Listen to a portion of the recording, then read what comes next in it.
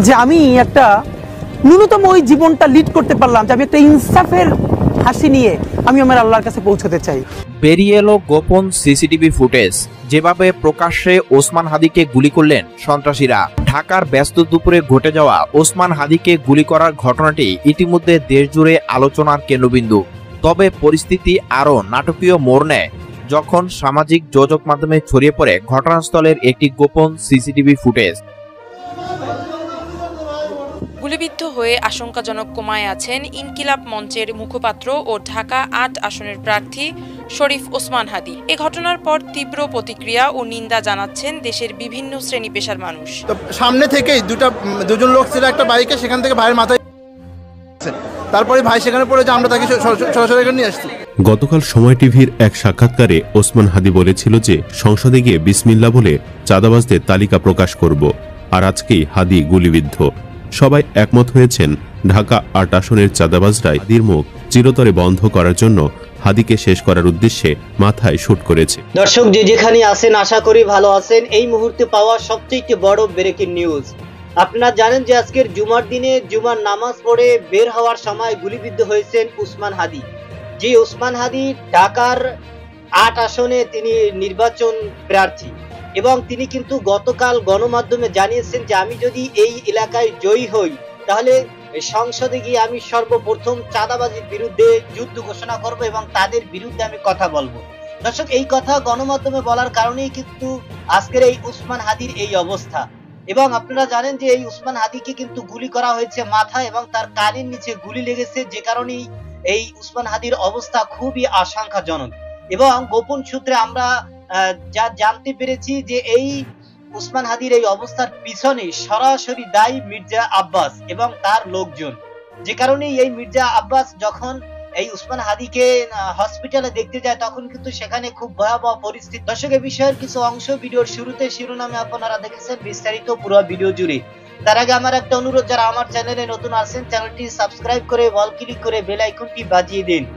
দর্শক কি হতে চলেছে, নির্বাচনের তফসিল ঘোষণা করার পর থেকেই দেশের অবস্থা খুবই ভয়াবহ। দর্শক পুরো ভিডিওটা দেখলেই বুঝতে পারবেন ভিডিওটা অত্যন্ত গুরুত্বপূর্ণ, তাই ধৈর্য ধরে একটি লাইক এবং পুরো ভিডিওটা শেষ পর্যন্ত দেখতে থাকুন। বেরিয়ে এলো গোপন সিসিটিভি ফুটেজ, যেভাবে প্রকাশ্যে ওসমান হাদিকে গুলি করলেন সন্ত্রাসীরা। ঢাকার ব্যস্ত দুপুরে ঘটে যাওয়া ওসমান হাদিকে গুলি করার ঘটনাটি ইতিমধ্যে দেশজুড়ে আলোচনার কেন্দ্রবিন্দু। তবে পরিস্থিতি আরও নাটকীয় মোড় নেয় যখন সামাজিক যোগাযোগ মাধ্যমে ছড়িয়ে পড়ে ঘটনাস্থলের একটি গোপন সিসিটিভি ফুটেজ। ঠিক কি দেখা গেছে সেই ভিডিওতে, যা যাচাই করতে দৌড়েছে সংবাদ মাধ্যম, তদন্তকারী ও রাজনৈতিক মহল।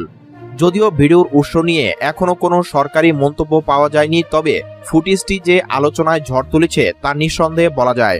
ভিডিওটি শুরু হয় বিজয়নগর মোড়ের ব্যস্ত রাস্তায়। লাল সংকেতে দাঁড়িয়ে থাকা অনেকগুলো গাড়ির পাশে মানুষজন রাস্তা পারাপারের অপেক্ষায়। সেই সময় একটি কালো রঙের মোটরসাইকেল ধীরে ধীরে ফ্রেমে প্রবেশ করে।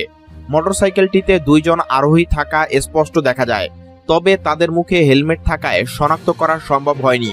ফুটেজে দেখা যায় মোটরসাইকেলটি প্রথমে স্বাভাবিক গতিতে এগোতে থাকে, তারপর হঠাৎই ব্রেক করে থেমে যায় সাদা রঙের একটি প্রাইভেট কারের সমান্তরালে। এই গাড়িটি ছিল ওসমান হাদির দলের প্রচারণার গাড়ি। সেই ভিডিওতে নম্বর প্লেট দেখে বহুজন তা মিলিয়ে নিয়েছে। মোটরসাইকেলটি থামার সঙ্গে সঙ্গে পিছনের আরোহী ডান হাত উঠিয়ে কিছু একটা লক্ষ্য করে। ভিডিওতে কোনো শব্দ নেই, তবে ফুটেজ দেখা যায় তার হাতে একটি ছোট আকারে কালো বস্তু, যা অনেকে বন্দুক বলে ধারণা করেন। মুহূর্তের মধ্যে 2টি ঝলকানি দেখা যায়, আর সেই সঙ্গে গাড়ির সামনের কাচের ভিতর হঠাৎ একটি বিশৃঙ্খলা তৈরি হয়। ফুটেজে গাড়ির ভিতর থাকা কারো মাথা নিচে নেমে যেতে দেখা যায়, আর পাশের লোকজন আতঙ্কে ছোটাছুটি শুরু করে। পুরো ঘটনাটি ঘটে মাত্র 3 থেকে 4 সেকেন্ডের মধ্যে। গোলাগুলির পর মোটরসাইকেল আরোহীরা আবার দ্রুত গতি বাড়িয়ে ভিড়ের মধ্যে ঢুকে পড়ে। তাদের চলে যাওয়ার পর দেখা যায় পথচারী ও আশেপাশের দোকানের কর্মীরা গাড়িটির দিকে ছুটে আসে। কয়েকজন গাড়ির দরজা খুলে চিৎকার করতে করতে সাহায্য চাইছে। ভিডিওতে গাড়ির সামনের সিটে একজনকে রক্তাক্ত অবস্থায় মাথা ধরে থাকার চেষ্টা করছে, যদিও তার মুখ স্পষ্ট দেখা যায় না।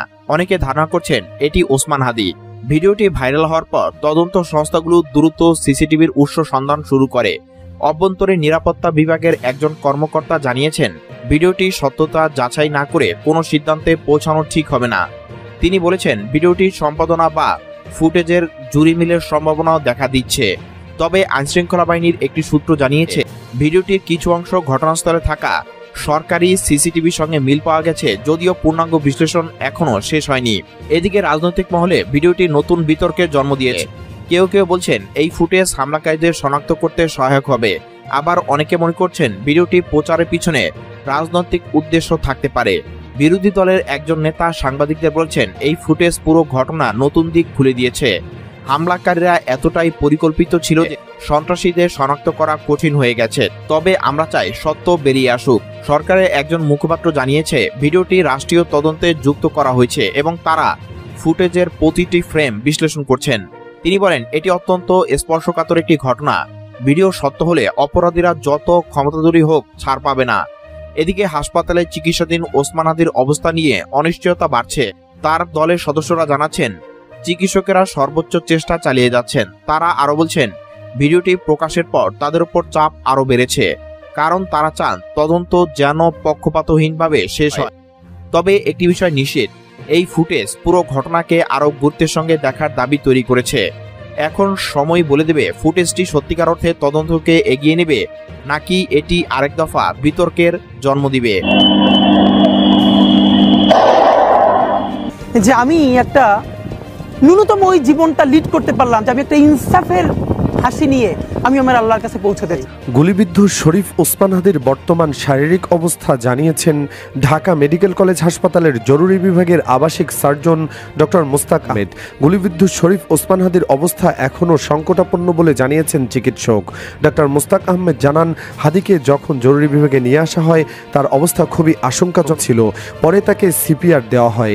এখন একটু প্রেশার ভালো আছে, তবে তার মাথার ভেতরে গুলি আছে, কানের পাশে গুলি লেগে। দর্শক, আপনারা জানেন যে আজকের পবিত্র জুমার দিনে জুমার নামাজ পড়ে বের হওয়ার সময় ওসমান হাদি তিনি কিন্তু লিফলেট বিতরণ করতেছিলেন এবং মোটরসাইকেল যোগে দুইজন আরোহী তারা কিন্তু এই ওসমান হাদিকে সরাসরি টার্গেট করে তার মাথায় কিন্তু দুইটা গুলি করে এবং সেই গুলি কিন্তু একেবারেই এই ওসমান হাদির মাথায় গিয়ে একদম কানের নিচে লাগে, যে কারণে কিন্তু এই ওসমান হাদির অবস্থা খুবই আশঙ্কাজনক এবং ডাক্তাররা ইতিমধ্যেই তার শারীরিক অবস্থা এবং তার যে পরিস্থিতি সেটা সম্পর্কে কিন্তু এখনো ভালো কোনো তথ্য আমাদেরকে দিতে পারতেছে না, কিন্তু তারা এতটুকু বলতেছে যে তার অবস্থা খুবই আশঙ্কাজনক। দর্শক, এই ওসমান হাদি তিনি গতকাল কিন্তু গণমাধ্যমে তিনি সবাইকে জানিয়ে দিয়েছেন যে আমি এই ঢাকা ৮ আসনে এই স্বতন্ত্র প্রার্থী হিসেবে নির্বাচন করব এবং আমি যদি এই নির্বাচনে জয়ী হই তাহলে আমি সংসদে গিয়ে সর্বপ্রথম যারা চাঁদাবাজি করে, যারা অন্যায় করে, যারা অপরাধ করে, যারা দুর্নীতি করে তাদের বিরুদ্ধে আমি রুখে দাঁড়াবো এবং তাদের বিরুদ্ধে আমি কাজ করব। দর্শক, এই ওসমান হাদির বিরুদ্ধে কিন্তু নির্বাচনে লড়বেন বিএনপির পক্ষ থেকে মির্জা আব্বাস এবং এই মির্জা আব্বাসের লোকজনই কিন্তু এই ওসমান হাদিকে এই ধরনের অবস্থা করেছে, যে কারণেই এই মির্জা আব্বাস কিন্তু হসপিটালে গিয়ে যখন এই ওসমান হাদিকে দেখতে গিয়েছেন সেখানে কিন্তু এক ভয়াবহ উত্তেজনা কাজ করেছে এবং আপনারা দেখেছেন যে সেখানে তাকে কিন্তু ভুয়া বলে অনেকে স্লোগান দিতেছে। গোপন সূত্রে আমরা যেটা জানতে পেরেছি যে এই বিএনপির কিছু চাঁদাবাজির লোকজন এবং বিএনপির কিছু বখাটে লোকজন তারা কিন্তু এই ওসমান হাদির বিরুদ্ধে এ ধরনের একের পর এক দিনের পর দিন ষড়যন্ত্র করিয়ে আসছেন। সেই ষড়যন্ত্র ধারাবাহিকতায় কিন্তু এই ওসমান হাদিকে তারা ফলো করেছিলেন এবং আপনারা জানেন গণমাধ্যমে ওসমান হাদি কিন্তু জানিয়েছেন যে আমার ফোনে একদিনই প্রায় 30টার উপরে বিদেশি নাম্বার থেকে কল এসেছে এবং আমাকে নানান হুমকি ডামকি, আমার পরিবার, আমার স্ত্রী, আমার সন্তান, আমার মা বাবা, আমার ঘর বাড়ি সবকিছু আগুন দিয়ে জ্বালিয়ে পুড়ে দেওয়ার, ভস্ম করে দেওয়ার পর্যন্ত হুমকি দিয়েছেন। এই ওসমান হাদি গণমাধ্যমে জানিয়েছেন যে সাবেক প্রধানমন্ত্রী শেখ হাসিনা যে অন্যায় করেছেন, যে অপরাধ করেছেন তার সঠিক বিচারের জন্য যদি আমার জীবন যায়, আমার পরিবারের যদি ক্ষয়ক্ষতি হয় তাহলে এতে আমার কোনো সমস্যা নেই, আমি দেশের জন্য, দেশের মানুষের জন্য আমি সব ধরনের স্যাক্রিফাইস করতে রাজি আছি। দর্শক, যে কারণেই এই ওসমান হাদিকে কিন্তু ইতিমধ্যেই বাংলাদেশের সব ধরনের রাজনৈতিক দল তাকে দেখতে গিয়েছেন এবং আপনারা জানেন সেখানে জামাতের আমির ডক্টর শফিকুর রহমান তিনিও কিন্তু সেখানে উপস্থিত হয়েছেন এবং মির্জা ফখরুল তিনি কিন্তু এ ব্যাপারে কড়া হুঁশিয়ারি দিয়েছেন। তিনি বলেছেন যারা এই কাজের সাথে জড়িত, যারা এ ধরনের অশান্তকর পরিবেশ বাংলায় সৃষ্টি করতেছে, তাদেরকে অতি দ্রুত আইনের আওতায় এনে সর্বোচ্চ শাস্তির দাবি জানিয়েছেন। দর্শক, এই বিষয়ে আপনার কোনো মতামত থাকলে সেটা আমাদের কমেন্ট সেকশন অবশ্যই জানাবেন। আজ এ পর্যন্তই। সুস্থ থাকবেন, ভালো থাকবেন। দেখা হবে আগামী কোনো ভিডিওতে, কথা হবে নতুন কোনো বিষয় নিয়ে। সে পর্যন্ত ভালো থাকবেন। খোদা হাফেজ।